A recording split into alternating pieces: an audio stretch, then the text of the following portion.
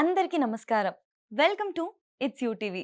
ప్రస్తుతం మనతో పాటున్నారు ముక్కామల పీఠాధిపతి శ్రీ శ్రీ శ్రీధర్ స్వామీజీ గారు. గురువుగారితో మాట్లాడి ద్వాదశ రాసుల వారికి కూడా శ్రీ పరాభవనామ సంవత్సరంలో ఆర్థిక పరంగా, ఆరోగ్యపరంగా అసలు అన్ని రంగాల వారికి ఏ విధంగా ఉండబోతుంది? ఎటువంటి జాగ్రత్తలు తీసుకోవాలి? పరిహారాలేంటి? ఏ దేవత ఆరాధన చేస్తే బాగుంటుంది? ఇవన్నీ కూడా గురువుగారితో మాట్లాడి తెలుసుకుందాం. నమస్కారం గురుగారు. శ్రీమాత్రే నమః.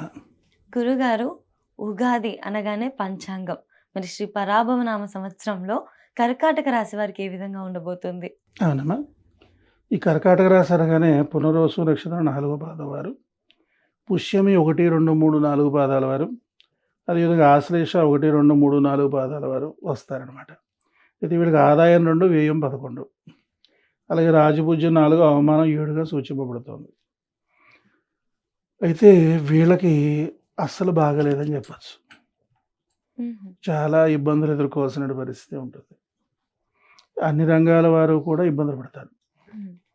ఇక మానసికంగా, శారీరక పరంగా, ఆర్థిక పరంగా, కుటుంబ పరంగా కూడా ఇబ్బందులు ఎదుర్కోవాల్సిన పరిస్థితి కనపడుతుంది. వీళ్ళ యొక్క గోచార ఫలితాలు ఆ విధంగా కనపడుతున్నాయి. అవునమ్మా. అంచేత చాలా జాగ్రత్తగా ఉండాల్సిన పరిస్థితి. ఇక రాజకీయ నాయకుల దగ్గరికి వచ్చారనుకోండి, వాళ్ళ పరిస్థితి జనాదరణ పొందలేరు. అందరూ దూషిస్తారు, ద్వేషిస్తారు. పార్టీలో కూడా బొట్టుకాయలు బాగా తింటారు. అంచేత ఈ సమయంలో చాలా జాగ్రత్తగా వ్యవహరించాల్సిన సమయంగా చెప్పకూడదు. ఇక ఉద్యోగస్తుల పరిస్థితికి వచ్చేసరికి ఏంటంటే, ఉద్యోగాల్లో కూడా మానసిక ప్రశాంతత ఉండదు.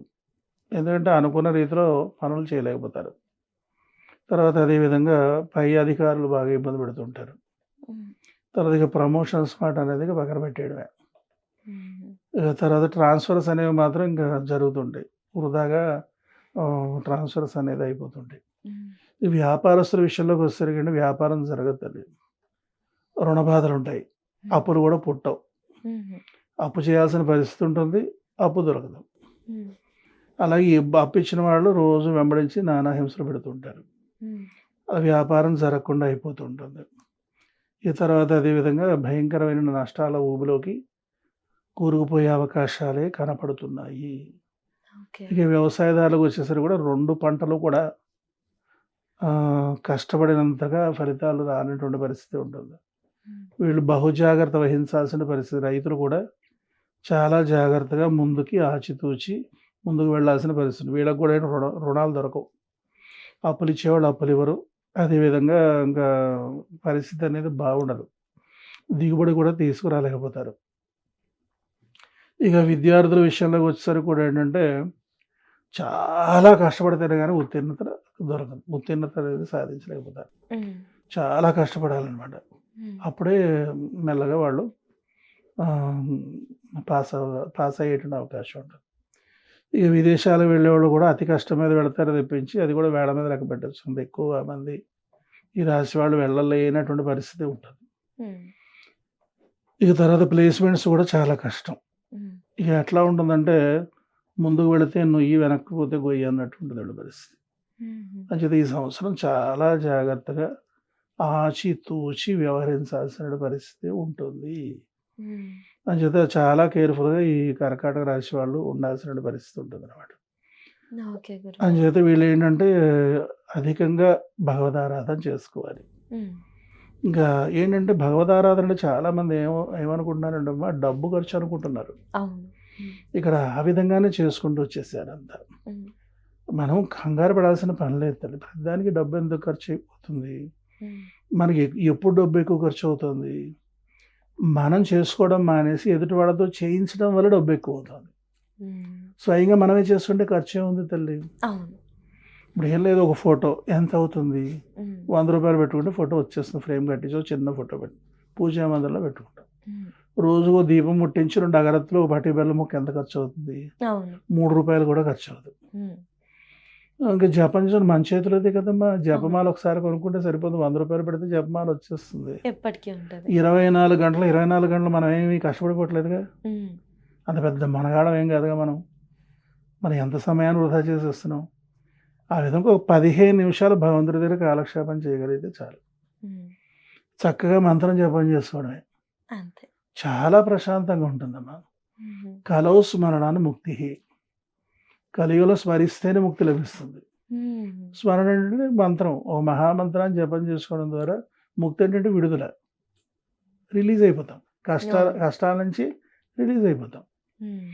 అంచేత ఇక్కడేంటంటే ఖర్చయ్యే విషయాలు చెబుతున్నారు తప్పించి ఖర్చు కాని విషయాలు చెప్పట్ల. హ్మ్. అంచేత భయపడిపోతున్నారు ఎవరికి వాళ్ళే. హ్మ్.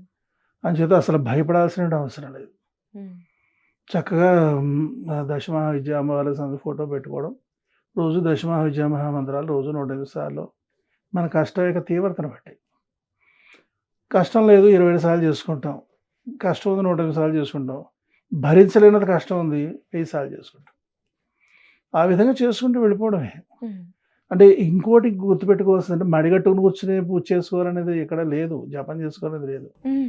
ప్రయాణం చేస్తూ జపం చేసుకోవచ్చు. అవును. ఆఫీస్‌లో మీన్ టైమ్‌లో జపం చేసుకోవచ్చు. హ్మ్. టీవీ చూస్తూ జపం చేసుకోవచ్చు. హ్మ్. ఇది చెప్తే చాలామంది కోపం వస్తుంది. మడిగట్టు ఈ ఈ సోది నాకొద్దమ్మా. హ్మ్.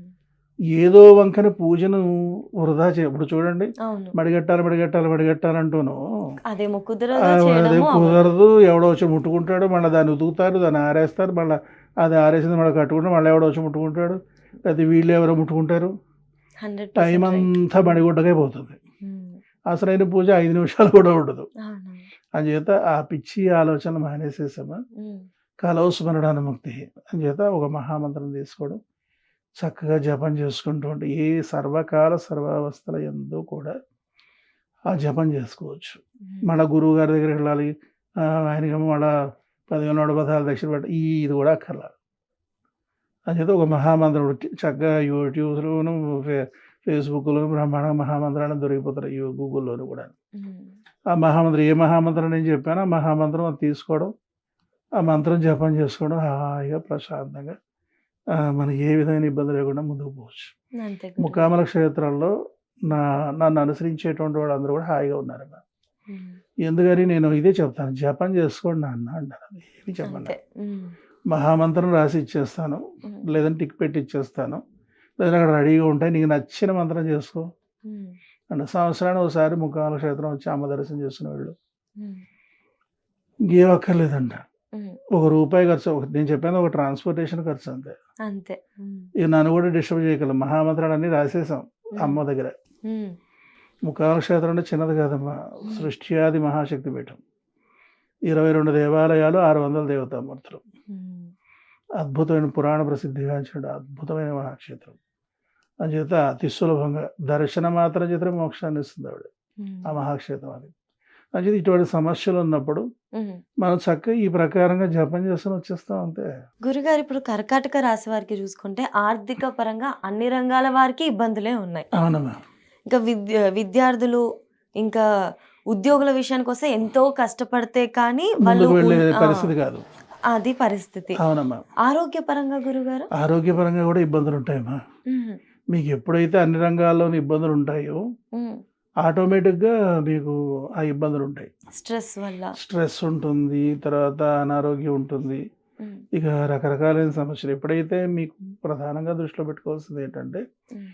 మానసిక ప్రశాంతత ఎప్పుడైతే కోల్పోతామో, హ్మ్. ఇక అక్కడి నుంచి డిస్టర్బెన్స్ స్టార్ట్ అయిపోతుంది. అవును. శని ప్రధానంగా చేసేది ఏమిటి? మానసికంగానే కృంగదీసేస్తాడు. అవును. తర్వాత ఆరోగ్యపరంగా కృంగదీసేస్తాడు. తద్వారా ఆర్థిక పరంగా కృంగదీసేస్తాడు. ఆ తర్వాత సామాజిక పరంగా కృంగదీసేస్తాడు. ఆ తర్వాత కుటుంబ పరంగా కృంగదీసేస్తాడు. ఫస్ట్‌దేమో మనసే. అంచేత మానసిక స్థైర్యం కలిగి ఉండాలి హ్మ్. అని పెద్దలు చెప్తారు. ఈ మానసిక స్థైర్యాన్ని ప్రసాదించేది భగవదారాధన. హ్మ్. చాలామంది అనుకునేది గంటలు గంటలు టైం వేస్ట్ చేసుకోవడం చాలా తప్పమ్మా. హ్మ్. చక్కగా 24 గంటల్లో కేవలం 15 నిమిషాలు హ్మ్. భగవంతుడికి కేటాయిస్తే హ్మ్. మిగిలినటువంటి 23 గంటల చిల్లర కూడా హాయిగా ప్రశాంతంగా రోజస్వాన్ని గడిచిపోతుంది. హ్మ్. అంచేత ఎక్కువ టైం వేస్ట్ చేసుకోక్కర్లేదు. హ్మ్. రూపాయి కూడా అసలు ఖర్చు పెట్టుకోక్కర్లేదు. అవును గురుగారు. అవునమ్మా. మనకి ముఖ్యంగా ఎప్పుడైతే మెంటల్‌గా మనం మానసికంగా స్ట్రాంగ్‌గా ఉంటామో అప్పుడు ఎన్ని సమస్యలొచ్చినా ఎదుర్కొనే ధైర్యం ఎదుర్కోగలుగుతాం. అనేదనేది మన వస్తుంది. దగ్గర ఉంటది. ఓకే ఇక్కడ ఏంటంటే గురుగారు. కన్‌ఫ్యూజ్ చేసేస్తున్నారమ్మా. నేను హ్మ్. బాధపడేది అదే. అవును గురుగారు. పూర్వం పెద్దవాళ్ళ దగ్గరికెళ్తే ధైర్యం చెప్పి పంపించేవాళ్ళు. హ్మ్. ఇప్పుడు భయపెట్టి పంపిస్తున్నారు. అవునవును. నిజం. అది చాలా తప్పు కదమ్మా. అవునవును. ఉన్న వాళ్ళు ఉంటారు, లేని వాళ్ళు ఉంటారు. ఉంటారు, రకరకాల మనుషులు ఉంటారు. అట్లా వాళ్ళని మనం కంగారు పెట్టకూడదు. అవును. వాళ్ళ ముందు వాళ్ళకున్న సమస్య తెలుసుకోవాలి. ఆ సమస్య పరిష్కారం సులభోపాయం చెప్పాలి. ఆ తర్వాత తీరనప్పుడు ఇది నాన్న ఇది తప్పదురా, ఈ అభిషేకం చేయించుకో, పూజ చేయించుకో, లేదా హోమానికి వెళ్ళి తప్పదురా, ఇంకా చాలా క్లిష్టంగా ఉంది కదా, అప్పుడు చెప్పాలి. అంచేత ముందు ఏంటంటే వాడికి ధైర్యం చెప్పేటట్టు ఉండాలి. ఇప్పుడు పేషెంట్ డాక్టర్ గారు నువ్వు రేపే పోతావు అంటే వాడు ఇప్పుడే చచ్చిపోతాడు. అవును. ఆ హోప్ అనేది ఇస్తేనే ఇవ్వాలి, మనంతా ధైర్యం ఇవ్వాలి. ఏం పర్వాలేదు, ఇవన్నీ వస్తుంటే పోతుంటే ఏం అక్కర్లేదు, ఈ అమ్మవారి చక్కగా ఓ దీపం పెట్టుకో, ఈ మంత్రం ఉంది చక్కగా 108 సార్లు జపం చేసుకో, బ్రహ్మాండంగా ఉంటుంది అని చెప్తే సరిపోతుంది. అలా ఎంతమంది అమ్మ ముఖామన క్షేత్రానికి వచ్చి ఆనందంగా జీవితాన్ని గడిపేటువంటి వాళ్ళు లక్షలాదిగా ఉన్నారు. అసలు ఎవరు నన్ను కూడా కలవరమ్మా, వచ్చేసి చక్కగా నేరుగా వచ్చేస్తారు, క్షేత్రానికి వచ్చేస్తారు, గోదావరికి వెళ్ళిపోతారు, స్నానం చేసేస్తారు, శివలింగాలు నాగులుగా అభిషేకం చేసేసుకుంటారు, ప్రదక్షిణాలు చేసేసుకుంటారు, కొబ్బరికాయ కట్టేసుకుంటారు, హ్యాపీగా వెళ్ళిపోతారు. నేనుంటే ఆశీస్సులు తీసుకుని వెళ్ళిపోతారు. అంత భక్తదత్త క్షేత్రంగా ముఖామన మహాక్షేత్రాన్ని తీర్చిదిద్దేశాం. గురుగారు, ఎవరైతే ఈ సంవత్సరం కానీ చాలా రోజుల నుండి కానీ వివాహాల కోసం ప్రయత్నిస్తున్నారో వాళ్ళకి ఈ సంవత్సరం కొంచెం కష్టమేనమ్మా. ప్రయత్నం అనేది లోపం చేయాల్సినంత అవసరం ఏం లేదు, ప్రయత్నం చేసుకోవచ్చు. ఇందులో ఏంటంటే కేవలం గోచార ఫలితాలని దృష్టిలో పెట్టుకోనక్కర్లా. ఇక్కడ జాతకం దగ్గరకు వచ్చేసరికి అమ్మ, జాతక ప్రభావం, గోచార ప్రభావం, దశ, అంతర్దశ, విదశ, ఈ 5 కూడా మనిషి మీద ప్రభావం చూపిస్తాయి. వాస్తు ప్రభావం చూపిస్తుంది, కుటుంబం ప్రభావం చూపిస్తుంది, తల్లిదండ్రుల యొక్క జాతకాల ప్రభావం చూపిస్తాయి, కుటుంబంలోని కుటుంబ సభ్యుల యొక్క జాతకం కూడా ప్రభావం చూపిస్తుంది. అంచేత కేవలం ఒక మనిషి కష్ట నష్ట దుఃఖ దారిద్ర్యాలు అనుభవిస్తున్నాడంటే కారణం ఒకటే కాదు. చూడండి ఏం చెప్తారు, కర్ణుడు చావుకి అనేక కారణాలు అంటారు. ఒక కారణం చేత కర్ణుడు చచ్చిపోలేదు, అనేక శాపాలు, అనేక దోషాలు, అనేక సహవాసాలు, ఇట్లాంటి కారణాల చేత కర్ణుడు చచ్చిపోయాడు. అదేవిధంగా ఒక మనిషి సర్వనాశనం అయిపోతున్నాడంటే దానికి కారణాలు చాలా ఉన్నాయి, కేవలం జాతకమే కాదు, కేవలం వాస్తే కాదు. ఇప్పుడు చూడండి పాపం వాస్తు పేరు చెప్పి, వాస్తు పూర్వం ఇల్లు కట్టుకోవడానికి ఉపయోగపడేది, ఇప్పుడు ఇల్లు కూలుస్తున్నారు వాస్తు పేరు చెప్పి. అంచేత ఏంటంటే ఈ వాస్తు పేరు చెప్పి వాస్తు మార్పులు చేయించేసుకుంటే లక్ష్మీదేవన్న గొడుగులు పెట్టి కనకవృష్టాన్ని నట్టింట్లో కురిపించేస్తుందా? ఇక్కడ వాస్తు ప్రభావం, తర్వాత అలాగే మన జాతక ప్రభావం, మన కృషి, మన బంధువులు, మన మిత్రుడు, మన బిహేవియర్, ఇవన్నీ కలిస్తేనే 100% సక్సెస్. కేవలం వాస్తుతోనో జాతకంతోనో సక్సెస్ అయిపోరమ్మా. ఇది ప్రతి ఒక్కరూ దృష్టిలో పెట్టుకోవాలి. మాయలో పెట్టేస్తున్నారు, మాయలో పెట్టేసి మోసపుచ్చేస్తున్నారు. ఇప్పుడు ఎట్లా అయిపోయిందో వ్యాపార దృక్పథం ఎప్పుడైతే అయిపోతుందో కన్విన్స్ ఆర్ కన్ఫ్యూజ్, కన్విన్స్ చేయలేరు వీళ్ళు, అది కన్ఫ్యూజ్ చేసేస్తారు. దాంతో భగవంతుడింటేనే విశ్వాసం కోల్పోయే దుస్థితి ఏర్పడిపోతాం. అంచేత ఏమక్కర్లేదు, ఈ విధంగా చేసుకుంటే బాగుంటుంది. గురుగారు, రాజకీయ నాయకులకి, సినీ రంగంలో కళాకారులకు, రైతులకు, వీళ్ళకి ఎలా ఉంటుంది గురుగారు? బాగాలేదమ్మా, వీళ్ళకి కూడా ఎవరికి ఇక ఈ రాశి వాళ్ళందరూ కూడా ఇబ్బంది పడాల్సిందే. ఈ రాశి వాళ్ళందరూ ప్రధానంగా ఆర్థికంగా ఇబ్బంది పడతారు. ఇక ఎదుటి వాళ్ళ సపోర్టు పొందలేరు, సపోర్ట్ తీసుకోలేరు. అంచేత ఇది ఈ సంవత్సరం అంతా బహు జాగ్రత్త వహించాల్సినటువంటిది, ఇందులో ఏమాత్రం సంశయం లేదు. అంచేత భగవదారాధన విశేషంగా చేయాలి. క్షేత్ర సందర్శనం చేయడం ద్వారా, నదీ స్నానాలు చేయడం ద్వారా, ఇక తర్వాత అదేవిధంగా మరి చక్కగా ఈ పూజలు, స్తోత్ర పారాయణలు, జపాలు ఇవన్నీ చేసుకోవడం ద్వారా, అలాగే ఎక్కడన్నా యజ్ఞయాగాది క్రతువులు, ప్రతిష్టలు జరిగినప్పుడు సేవ చేయడం ద్వారా, నువ్వు సహకరించలేవు, సేవ చేయి, తద్వారా కూడా మంచి ఫలితాలు సాధించుకోవచ్చు. ఇప్పుడు కొంతమంది ఉన్నారనుకోండి, ఇప్పుడు తిరుమల వెళ్ళారు, తిరుమల వెళ్తే మరి సేవల లక్షలాది కోట్లాది రూపాయలతో కూడా సేవలు ఉన్నాయి, అన్ని మనం చేసుకోలేము. ఏం చేయొచ్చు, సేవకి మనం దరఖాస్తు పెట్టుకున్నాం అనుకోండి, సేవ చేసేటప్పుడు భాగ్యం వస్తుంది. వెంకటేశ్వర స్వామి దగ్గర నుంచొని అందరినీ పంపిస్తూ స్వామిని ప్రత్యక్షంగా దర్శనం చేస్తుంది, రూపాయి ఖర్చు లేదుగా. అలాగే మనం ఖర్చు పెట్టుకొని యాగాలు చేయగలిగితే మన శక్తిని బట్టి చేసుకుంటాం, లేని పక్షాన సేవ చేస్తాం. అంతే గురుగారు. నిరాశపడాల్సిన పని లేదు. హ్మ్. హ్మ్. భగవత్ సేవ అంటే ఆర్థిక పరంగానే చేయక్కర్లా. హ్మ్. శారీరకంగా కూడా భగవత్ సేవ చేసుకోవచ్చు. అవును. అలాగే మానసికంగా భగవత్ సేవ చేసుకోవచ్చు. హ్మ్. ధ్యానం చేయడం ద్వారా కూడా. అంచేత ఎప్పుడు నిరాశపడాల్సినటువంటి పని లేదు. మనకి టైం బాగాలేనప్పుడు మనం చేయాల్సిందేంటంటే, మనం భగవద్ధ్యానం. హ్మ్. చక్కగా మంత్రం జపం చేసుకోవడం. ధ్యానం కూడా కుదరదు కలియుగంలో. హ్మ్. పూజలు కుదరవు, అభిషేకాలు కుదరవు, స్తోత్ర పారాయణలు కుదరవు. ఎందుకంటే ఏవో దోషాలొస్తుంటాయి. జపానికి ఇబ్బంది లేదుగా. అవును. ఎంతన్నా చేసుకోవచ్చు. అంచేత చేసుకునే కొద్దీ మన కర్మలన్నీ కూడా క్షయమైపోయి, మనం సేఫ్ జోన్‌లో ఉంటాం. గడపాలింక. అయితే ఇంకో గొప్ప విశేషం ఏంటంటేనమ్మా, దోషాలున్నాయని భయపడాల్సిన పని లేదు. హ్మ్. భగవదారాధన విశేషంగా చేస్తూ, హ్మ్. కఠినమైన సమయాల్లో కూడా మనం ఘన విజయాలు సాధించొచ్చు. ఖచ్చితంగా. ఇప్పుడు నేను ఉదాహరణగా నన్నే తీసుకుంటాను. ఎప్పుడు నా మీదే వేసుకుంటాను. హ్మ్. ఇప్పుడు నా జాతకంలో వివాహ యోగం లేదు. హ్మ్. నా జాతకం ఎవరు చూసినా ఈ అబ్బాయి పెళ్ళవ్వదు, సన్యాసి అవుతాడు. హ్మ్. నాకు పెళ్ళంటే ఇష్టం. కలియుగంలో పెళ్లి చేసుకోకుండా ఉండకూడదు. హ్మ్. కలియుగంలో సన్యాసికి, బ్రహ్మచారికి మోక్షం అనేది ధర్మసిద్ధి చెప్పింది. మళ్ళా నేను చెప్పలేదు. మళ్ళా నా మీద పడతారు అందరూ. హ్మ్.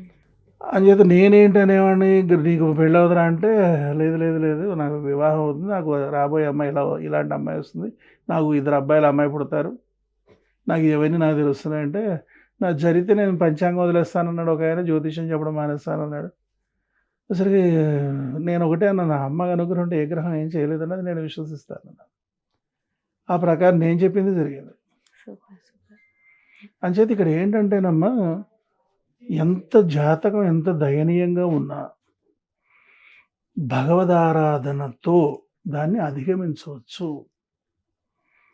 మళ్ళా భగవదారాధన అంటే యజ్ఞాలు చేసేయాలి, యాగాలు చేసేయాలి, కోట్లు కోట్లు పెట్టి మరి ఇది అపోహ. హ్మ్. సాధన, జపం, భగవదారాధన హ్మ్. మనం స్వయంగా చేసుకునేదే మనది. ఇప్పుడు మనకు ఒకటమ్మా, మనం మన శరీరం మీద మనకెక్కువ శ్రద్ధ ఉంటుందా? డబ్బిచ్చి అవతల వాడికి మన శరీరాన్ని అప్పచెప్పి మసాజ్ చేయమన్నా, లేకపోతే బ్యాకప్ ఏమన్నా, వాడు బాగా చేస్తాడు, మనం బాగా చేసుకుంటాం. మనది మనకే తెలుస్తది. తెలుస్తుంది. మనం మన వాళ్ళని మనమే బాగా అలంకరించుకోగలం. హ్మ్. మన శరీరాన్ని మనమే రక్షించుకోగలం. అలాగే మనకున్న దోషాన్ని మనమే పోగొట్టుకోవాలి. హ్మ్. మన వైభవాన్ని మనమే పెంచుకోవాలి. హ్మ్. మన కష్టాన్ని మనమే తీర్చుకోవాలి. ఎవ్వరు వచ్చి సహకరించరు. హ్మ్. ఎవరు వచ్చి తీర్చరు. అంచేత కలియుగంలో 3 వంతులు మానవ ప్రయత్నం, ఒక్క వంతే దైవబలం. హ్మ్. ఆ భగవంతుడు కూడా ప్రత్యక్షంగా అనుగ్రహించడు. భగవంతుడు అదృశ్య సహాయకుడిగా రక్షిస్తాడు. హ్మ్. ఏదో ఒక మనిషి రూపంలో కాపాడతాడు. దైవం మానుష రూపేణ. హ్మ్. కలియుగం ఇది గ్రహించాలి. ధన్యవాదాలు. శ్రీమాత్రే నమః.